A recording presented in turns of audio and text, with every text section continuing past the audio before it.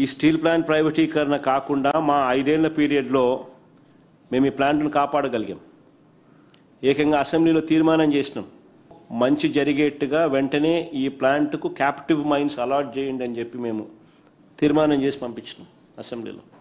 మా 5 సంవత్సరాలు ప్రైవేటీకరణ జరగకుండా ఆపగలిగాం. నిజంగా ఎన్నికలకు ముందు స్టీల్ ప్లాంట్ను కాపాడుకుంటాం, కలిసి పోరాడుతాం, కార్మికుల ఉద్యమానికి మద్దతు అంటూ వీర డైలాగులు పీకాడు. ఇవాళ ప్రైవేటీకరణపై ప్రశ్నిస్తే పని చేయకుండా జీతాలు ఇవ్వాలా? ఇంట్లో పడుకొని పని చేయకపోతే ఎలా? ఊరికే జీతాలు ఇస్తారా? పక్కనే మరో ఫ్యాక్టరీ ప్రైవేట్ వాళ్ళది వస్తూ ఉంది, వాళ్ళు లాభాల్లోకి వెళ్తారు అని చెప్తూ తమాషాలు చేయొద్దు, పీడీ యాక్టులు పెట్టి లోపల వేస్తానంటున్నాను. అడుగుతారు, అరే ఉన్న గవర్నమెంట్ సెక్టర్లో ఉన్న ఈ స్టీల్ ప్లాంట్కు క్యాప్టివ్ మైన్స్ ఇవ్వమని చెప్పి అడగరా నాయన అంటే అది అడగరు.